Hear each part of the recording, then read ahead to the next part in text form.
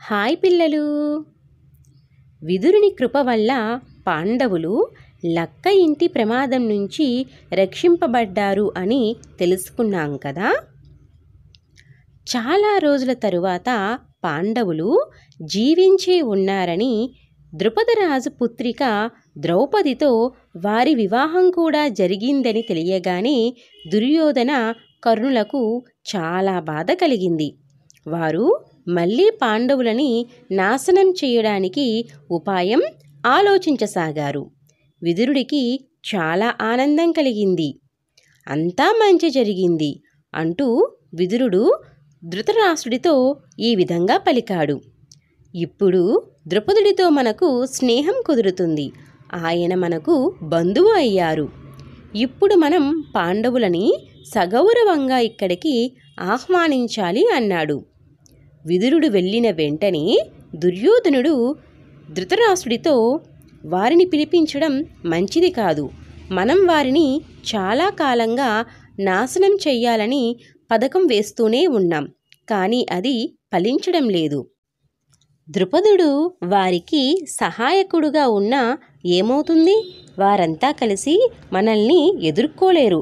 నేను ఒంటరిగానే వారందరినీ జయిస్తాను అన్నాడు. ధృతరాష్ట్రుడు కూడా ఇలా బదులు పలికాడు.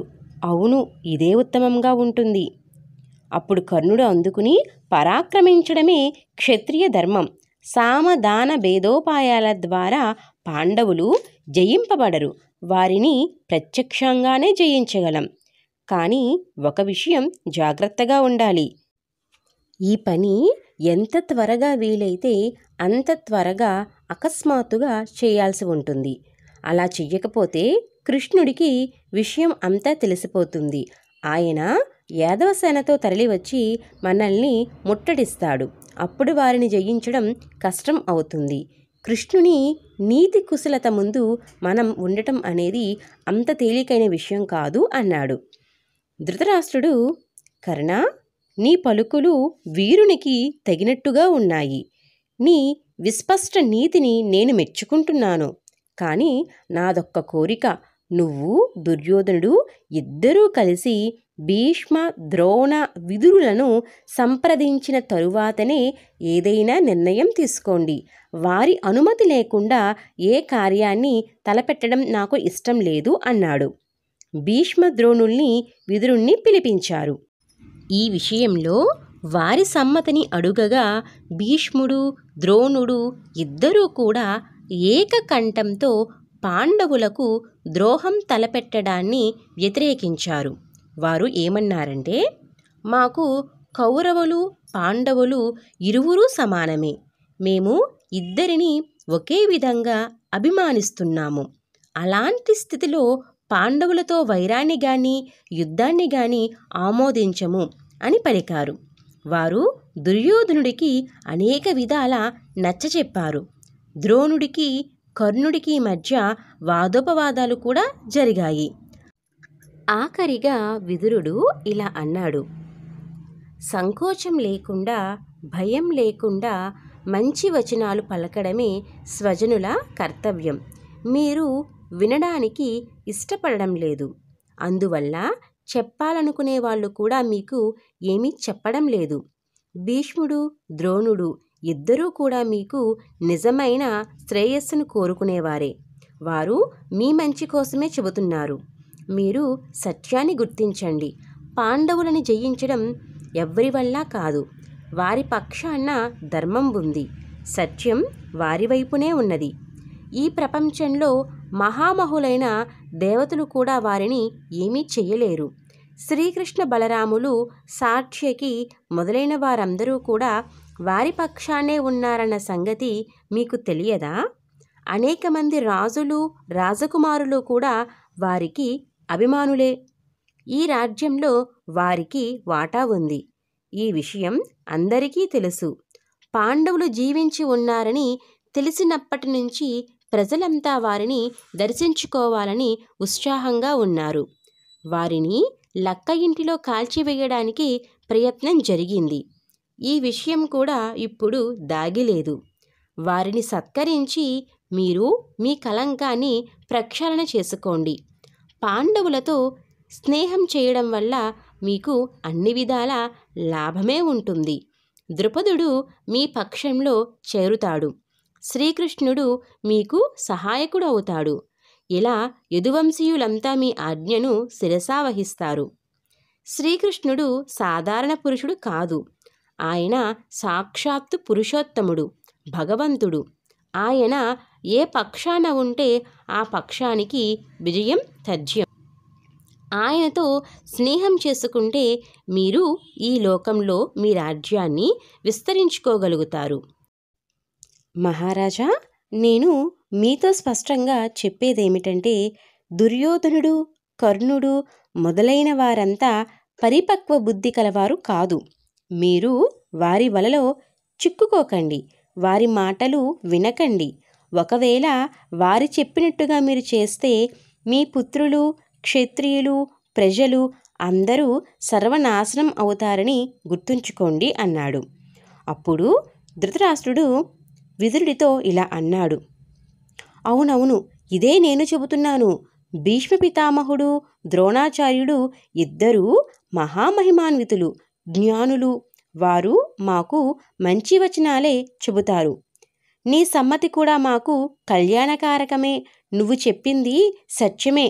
నాకు నా పుత్రులు దుర్యోధనాదులు ఎలాగో పాండవులు కూడా అంతే. రాజ్యం మీద వీరికి ఎంత అధికారముందో వారికి అంతే ఉంది. విదురా, విశేష గౌరవ మర్యాదలతో కుంతీమాత నవవధువు ద్రౌపదితో పాటు పాండవులందరినీ ఇక్కడికి తీసుకునిరా. పాండవులు క్షేమంగా ఉన్నారు. వారికి వివాహం అయ్యింది. ఇది చాలా ఆనందదాయకమైన విషయం. ద్రౌపది కోసం అనేక రత్నాలను, వస్త్రభూషణాదులను తీసుకుని వెళ్ళు అన్నాడు. విదురుడు అనేక కానుకలు తీసుకుని రథారూఢుడై పాంచాల దేశానికి వెళ్ళాడు. విదురుడు ముందుగా ద్రుపద మహారాజును కలిశాడు. ఆయన వద్ద స్వాగత సత్కారాలు అందుకుని తరువాత శ్రీకృష్ణ సన్నిధికి వచ్చాడు. ఆయనను దర్శించి ఆనంద పులకితుడయ్యాడు. విదురుడు చాలా రోజుల నుంచి శ్రీకృష్ణ దర్శనాన్ని కోరుకుంటున్నాడు. కానీ ఈనాటి వరకు ఆయనకు ఆ సందర్భం తారసపడలేదు. వస్తూ మార్గమధ్యలో కూడా ఆయన శ్రీకృష్ణ దర్శనమైతే బావుండుననే ఆలోచనతోనే ఉన్నాడు. అతని చిరకాల వాంఛ నెరవేరేసరికి ఒక్కమారుగా ఆయన శ్రీకృష్ణ చరణాలపై వాలాడు. శ్రీకృష్ణుడు విదురుణ్ణి లేవనెత్తి హృదయానికి హత్తుకున్నాడు. ధర్మరాజు కూడా సోదర సమేతుడై విదురుణ్ణి కలిశాడు. విదురుడు కుంతీమాతను కూడా సగౌరవంగా సందర్శించాడు. సభలో కూర్చుని ఉండగా విదురుడు శ్రీకృష్ణ పాండవుల సమక్షంలోనే ద్రుపద మహారాజుతో ఇలా అన్నాడు. మహారాజు ధృతరాష్ట్రుడు, వృద్ధుడైనటువంటి భీష్మ పితామహుడు, ద్రోణాచార్యుడు, ఆదిగా కల కౌరవులు అంతా కూడా తమకు అభివాదాలు పలికి మీ యోగక్షేమాలు అడిగినట్లు చెప్పమన్నారు. మీతో బంధుత్వం కలవడంతో అందరికీ చాలా ఆనందంగా ఉంది. ఇప్పుడు అక్కడి ప్రజలంతా పాండవులను చూడాలని తహతహలాడుతున్నారు. పాండవులు కూడా వారి దేశాన్ని వదిలి చాలా కాలమయ్యింది కనుక వారు కూడా తమ దేశాన్ని చూడాలనే ఆశతో ఉన్నారనుకుంటున్నాను. ద్రౌపదిని చూడాలని కురుకాంతలు కూడా అనుకుంటున్నారు. కాబట్టి ఆలస్యం చేయకుండా సతీ సమేతంగా పాండవులకు వీడ్కోలు ఏర్పాటు చెయ్యండి అన్నాడు. మీ ఆజ్ఞ లభించగానే పాండవులు వస్తున్నారన్న వార్తను నేను అక్కడికి పంపిస్తాను. అప్పుడు ద్రుపదుడు ఈ విధంగా అన్నాడు. విదురా, నీవన్నది నిజం. ఈ బంధుత్వంతో నాకు కూడా చాలా ఆనందం కలిగింది. పాండవులు తమ రాజ్యానికి వెళ్ళడం ఉచితం, అవసరం కూడా. అయినప్పటికీ వెళ్ళమని నేను ఎలా చెప్తాను? వారు ఎన్నాళ్ళు ఉన్నా నాకు మంచిదే. కుంతి, పాండవులు, శ్రీకృష్ణ బలరాములకు ఇష్టమైన పక్షంలో వారు వెళ్ళడానికి నేను ఏమీ అభ్యంతరం పెట్టను అన్నాడు. అప్పుడు ధర్మరాజు ద్రుపదుడితో ఈ విధంగా అన్నాడు: మహారాజా, మేమంతా మీకు ఆధీనులము. హృదయపూర్వకంగా మీరిచ్చే ఏ ఆజ్ఞ అయినా మేము శిరసా వహిస్తాం అన్నాడు. శ్రీకృష్ణుడు ఈ విధంగా అన్నాడు: నా అభిప్రాయం ప్రకారం పాండవులు తప్పక అక్కడికి చేరుకోవాలి. అయినప్పటికీ ద్రుపదుడు ఎలా ఆజ్ఞాపిస్తే అలా చేయడం మంచిది అన్నాడు. చివరికి పాండవులు వెళ్ళడానికి ఏర్పాట్లు జరిగాయి. శ్రీకృష్ణుడు, కుంతి, పాండవులు, ద్రౌపదిని తీసుకుని విదురుడు వారణావతి నగరానికి బయలుదేరాడు. వికర్ణుడు, చిత్రసేనుడు, ద్రోణాచార్యుడు మొదలైన వారంతా ఎదురు వెళ్ళి స్వాగతం పలికారు. ధృతరాష్ట్రుని ఆజ్ఞానుసారం వారంతా తమ తమ భవంతుల్లో నివసించసాగారు. కొన్ని రోజులు గడిచాక ధృతరాష్ట్రుడు వారిని కాండవప్రస్థాన్ని రాజధానిగా చేసుకుని పరిపాలించుకోవడానికి ఆజ్ఞ ఇచ్చాడు. అర్ధరాజ్యాన్ని కూడా ప్రసాదించాడు. పాండవులు తమ బాహుబలంతో సుఖశాంతులతో నివసించసాగారు. విదురుడు ధృతరాష్ట్రుని వద్దనే తన కుటీరంలో తన ధర్మపత్నితో ప్రేమపూర్వకంగా భగవంతుణ్ణి భజిస్తూ ఉన్నాడు.